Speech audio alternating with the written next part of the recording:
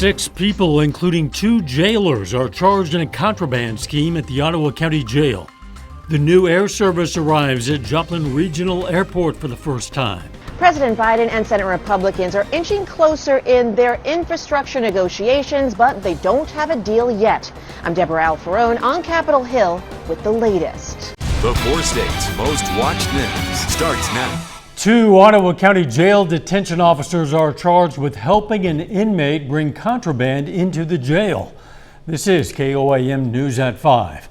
Authorities say officers Cody Redden and Justin Hayworth would check drop spots at the jail to pick up drugs and deliver them to inmate Ethan Combs. Combs is one of 4 other people charged in the case. The other 3 are Jose Reyes, Jaleh Bendur, and Jahir Gonzalez. Bendur and Gonzalez have not been found. Authorities say Combs used the jail's video messaging service to contact the other suspects to get the drugs and drop them off for the jailers to pick up. The Jasper County Sheriff's Office says a fire at the Purcell City Hall this morning is arson. Authorities said the fire was started a little after 4 this morning. The Jasper County Sheriff says a witness described a possible suspect at the scene. The fire was contained to a drop box, so the damage was minimal. People drop off water payments, and there was an envelope or 2 in there, burnt, and there was some city papers shoved in there, and then there was an old ordinance from years ago that had been shoved on there. And anyone with information is asked to contact the Jasper County Sheriff's Office. Doug Heddy joins us now with a first look at the weather. Pretty nice out there, Doug. Yeah, not bad for us today. Temperature is actually pretty good. Most of us have been sitting into the mid to upper 70s. We do have a lot of cumulus clouds that have popped up during the afternoon. There are a few very spotty little thunder showers which have popped up, and these will die down once we lose the heating of the day. Not a big deal, but you may get caught under a random quick little shower as we go through the evening hours. Most of the action is staying well to our south, so we look pretty good as we work through the evening hours. Most of us upper 70s to near 80, even lower 80s out on the Kansas and the Oklahoma side. Through the evening hours, we're going to slide back through the 70s, 60s.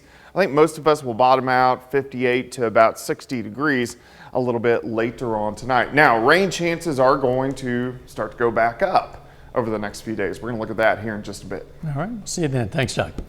3 new flights took off today from the Joplin Regional Airport as part of the city's new air service. City officials held a ribbon-cutting ceremony today and welcomed the first plane with water cannons. United Express and SkyWest Airlines are offering daily flights to and from Chicago, Denver, and Houston. The flight welcomed today came from Chicago. To start off service with 3 hubs and flights to each hub every day is huge for the community. It gives us so many options in traveling east, west, south, north, whatever you want to do. There are a number of options available to you. The new air service is a result of an award by the U.S. Department of Transportation. Vice President Kamala Harris is pushing for more high-speed internet access across the country as talks on an infrastructure plan continue. President Biden and Senate Republicans are inching closer, and the president is pushing for a deal when Congress returns from recess on Monday. Reporter Deborah Alfarone has the latest from Capitol Hill. Vice President Kamala Harris says high-speed internet access must be available to all Americans. President Joe Biden and I are determined to get to 100% coverage, meaning everyone gets covered. Our plan would create good jobs, building up world-class broadband infrastructure in every community. The VP's speech is part of a push to continue putting pressure on Senate Republicans. President Biden met with Senate Republican negotiator Shelley Moore Capito at the White House Wednesday. The West Virginia senator later said she was encouraged and will reconnect with President Biden on Friday. This has been a good discussion and good ongoing discussion where we're working to find areas of agreement. We also feel there are a number of paths forward. Mr. Biden slashed his initial proposal's price tag down to $1.7 trillion, but Republicans are proposing a nearly $1 trillion plan. Their offer proposes money for roads, bridges, and rail lines. The White House says the GOP counterproposal doesn't include its priorities, such as fixing VA hospitals, removing lead pipes, and funding clean energy jobs. In addition to disagreements about what should go in the bill, there's disagreements about how to pay for it. The White House reportedly says they want at least $1 trillion in new spending, using corporate tax hikes to pay for it. Republicans want to raise the gas tax and redirect unused money set aside for COVID relief. The president absolutely thinks that corporations can afford to pay more, and especially including corporations that paid zero. Democrats could go it alone using budget reconciliation, which requires a simple majority. But they would need the support of moderate Democrats Joe Manchin of West Virginia and Kyrsten Sinema of Arizona, who many say might oppose the corporate tax. Deborah Alfarone, CBS News, Capitol Hill. Yesterday, the Senate parliamentarian said Democrats will likely be able to use budget reconciliation only one more time this year, shuddering the idea that they might be able to use it to pass multiple initiatives. The Department of Justice is investigating Postmaster General Louis DeJoy. The DOJ is investigating campaign contributions tied to the Postmaster General's former business. DeJoy was appointed head of the Postal Service in May of 2020 by former President Trump. DeJoy's spokesman released a statement saying DeJoy has always been scrupulous in his adherence to the campaign contribution laws, and he has never knowingly violated them. Israeli Prime Minister Benjamin Netanyahu's opponents announced they've reached a deal to form a new governing coalition, paving the way for the ouster of the longtime Israeli leader. The announcement by opposition leaders came shortly before a midnight deadline and prevented the country from plunging into what would have been its fifth consecutive election in just over 2 years. The deal could spell the final days of Netanyahu's 12-year run in office. The Minneapolis intersection, informally known as George Floyd Square, was open to traffic overnight, but it's closed once again. The intersection where George Floyd was killed has been blocked off to set up memorials. Last night, the city reopened the intersection and began work to turn it into a roundabout. Community leaders today protested the work and said they were caught off guard by it. Still ahead, authorities say 2 American transportation services have been hit with cyber attacks. And next in Health Watch, some tips to help women better recognize the early signs of cancer.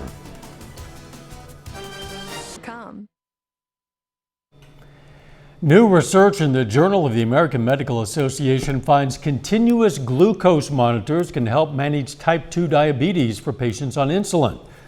Monitors help patients stay close to their glucose targets without going too low. The devices are already the standard of care for type 1 diabetics. Some patients taking the anti-inflammatory drug methotrexate had a weaker immune response to the COVID-19 vaccine. But researchers at NYU Grossman School of Medicine say that doesn't mean they're not protected. In the U.S., 1 in every 3 women will develop some type of cancer during her lifetime. Spotting the signs early on can save lives, but experts say there are some that many women tend to ignore. About 8.5 million women around the world develop breast cancer each year. Do you know the signs to look out for? Breast cancer is the most common cancer in women. You should never ignore color or texture changes in the skin around the breast or nipple. Itching, burning, or pain can also be red flags. And if you feel a lump, get checked out. We also recommend women have a physician breast exam, beginning again around the age of 25 on an annual basis. Abnormal vaginal bleeding is another symptom to take seriously. More than 90% of women diagnosed with endometrial cancer experience this problem. Bloating, indigestion, and pelvic pressure can be signs of ovarian or uterine cancer. Also, don't ignore chronic coughing. It could signal lung cancer, which is the leading cause of cancer death in women. Unexplained weight loss, loss of appetite, and chronic fatigue are also symptoms of various types of cancer.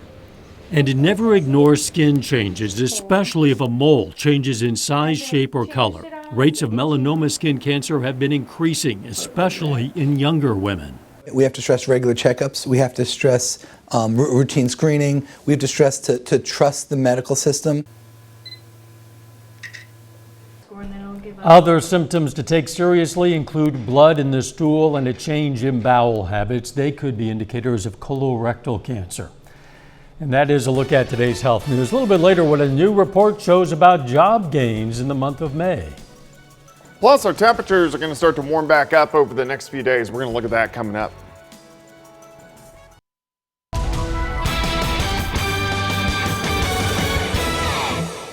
Well, it turned out to be a pretty good day for us today. Temperature is not bad. Most of us into the mid to upper 70s for highs, even lower 80s once you get out across southeastern Kansas, also northeastern Oklahoma. Allergies still causing us an issue. The grass allergies out there. So if you are an allergy sufferer, you're still going to be suffering over the next few days. Today, on a scale of 1 to 10, today is a 7, tomorrow is a 7. And these actually stay decently high as we go through the next few days. All right, lower 80s in Kansas, Oklahoma. Then once you jump into Missouri, northwestern Arkansas, we're sitting mainly upper 70s to near 80 degrees, but just about perfect across the region. Temps are going to be great as we go back through the evening hours. Humidity is not bad. Of course, it is summertime now, or at least meteorological wise, as we are in the month of June. You can see our dew points mid to upper 50s to near 60 degrees, which isn't that bad. If we look at our dew point tracker, that kind of puts us in that pleasant to not bad range, but our humidity will start to go up a bit as we go through the next few days. A lot of cumulus clouds out there, most of us dry. Currently 79, feels like 80. Winds are pretty much near calm. Humidity is at 47%. Through the evening hours, we're going to slide back through the 70s, 60s.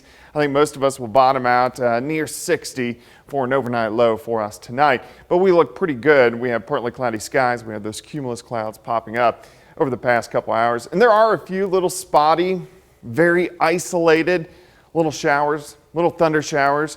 They're going to be out there. You can see they're very hit and miss, northeastern Oklahoma, southwestern parts of Missouri. And we're going to see this through the evening hours. And then once we lose the heating of the day, any chances for rain will decrease. But most of the rain is to our south. There's actually a little spin out across western parts of Texas, a little upper level low, and that's going to actually affect us as we head through the next several days as it kind of works out into the central plains a little bit, giving us some changes as we head through the weekend and then also early next week with plenty of rain chances in the forecast. But as we go, at least over the next several days, you can see this little low kind of sits right across parts of Texas, but it brings some moisture up from the Gulf of Mexico. So here's Sunday. We're going to have these chances for rain increasing again. Monday, let's stop into Tuesday, still chances for showers and thunderstorms. Finally, we get rid of it, but also notice out to the west, we get this big ridge of high pressure. So what that's going to do for us is really help our temperatures warm up, making it feel like summer by the time we head into next week. So pop-up thunderstorms, some of these could be strong. The heat really starts to increase as we go through the next several days.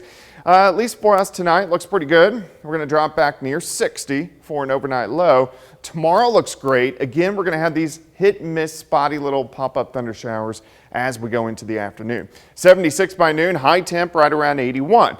Tomorrow night also looks pretty good. And then as we head into Saturday, we'll see those pop-up afternoon thunderstorms again, but temperatures you can see are starting to increase as we warm into the 80s. 81 tomorrow, 83 Saturday, 82 on Sunday, and then we're going to have pop-up afternoon thunderstorms each and every day. But look at the heat increasing as we go through the 80s, pushing 90 by late next week. And I guess the humidity get climbing a bit. Yeah, it climbs as well. Thanks, Doug. Coming up, new information on more cyber attacks in the U.S. First, though, we honor a local veteran. Jesse Bauer served in the U.S. Marine Corps from 2005 to 2007. The Redfield, Kansas native was stationed in Iraq. And we salute Corporal Jesse Bauer, a four-state hero. DougHead.com. More positive job news tops Consumer Watch. Companies added nearly 1 million new workers in May. That's according to payroll processor ADP. It was more than expected. Employers went on a hiring spree in a wide range of industries from small to large businesses. But leisure and hospitality accounted for the lion's share of the gains. We have new information on 2 more cyber attacks targeting New York City's subway system and a ferry service for summer resorts in Massachusetts. This follows this week's attacks on a giant meat processing company that owns dozens of U.S. brands. Jeff Pegues reports on the growing pressure for the U.S. to strike back. Less than 2 weeks from a summit with Russian President Vladimir Putin, the White House says that all retaliatory options are on the table. Mr. President, will you retaliate against Russia for this latest ransomware attack? We're looking closely at that issue. Meat processing company JBS is trying to get fully up and running after the cyber attack, which the FBI attributed to a Russia-linked ransomware operation known as REvil. The FBI says agents are working diligently to bring the threat actors to justice. The hack follows the ransomware attack last month on Colonial Pipeline, which led to the shutdown of the largest U.S. fuel pipeline and sparked panic buying at gas stations.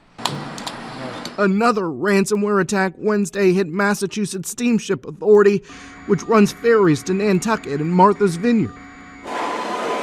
And the New York subway system confirmed that it suffered a cyber attack in April. The New York Times reports the hack was linked to Chinese hackers, but the damage was contained. There's really no preferred sector or segment of the economy of these ransomware actors. Chris Krebs is the former director of the Cybersecurity and Infrastructure Security Agency. What is happening in the world that U.S. companies, U.S. government entities are such popular targets for these hackers? You know, the unfortunate reality is that ransomware is a business and business is good. And until we can disrupt the profitability of the ransomware business model, these events are going to continue to happen. REvil, the prime suspect in the JBS attack, is believed to have stolen upwards of hundreds of millions of dollars over the last few years.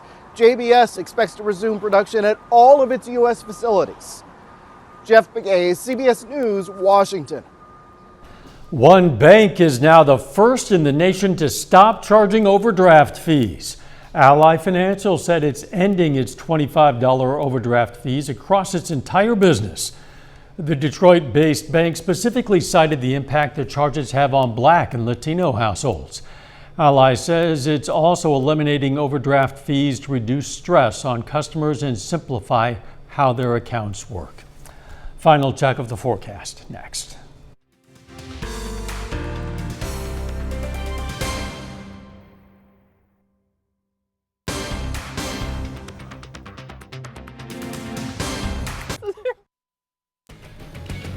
The CBS Evening News is next. Then on KOAM News at 6, a petition has started to make the Lime Kiln Dam in Neosho, Missouri safer following drownings there. Plus, a deadline is set for people to voice their opinion on a proposed rate increase by Liberty Utilities. And the Lamar, Missouri Police Department hosts a retirement party for one of its canines. Stay with us for the CBS Evening News and then KOAM News at 6. A tech company in Austria has created a state-of-the-art smart shoe to help blind people walk more easily. Tech Innovation created a shoe that uses ultrasound signal technology to detect obstacles from a distance. It's dubbed InnoMake. The shoe comes pre-fitted or modified to help blind people who currently use a cane to move around in public areas or at home. Users are jolted by the shoe when an obstacle is coming, allowing them to use both hands freely without using an aid such as a cane. The new shoe does come at a pretty hefty price, though. It costs more than $4,000 a pair. Of course, we already have the anti-collision detection technology for vehicles. I guess it was inevitable it would be applied for this use. Never would have thought about that. No, me neither. The weather, Doug, pretty nice. Yeah, it looks pretty good throughout the evening hours. We do have a few isolated little pop-up showers out there. Those will deteriorate over the next few hours, and then we're going to drop back upper 50s to near 60 later on tonight. Tomorrow looks good, 81. Again, slight chance for a pop-up storm. A little better shot as we head into the weekend, but temperatures warming up into the 80s. Thanks, Doug, and thank you for joining us. We'll be right back here at 6. In the meantime, let's take care of ourselves and each other and make it a great evening.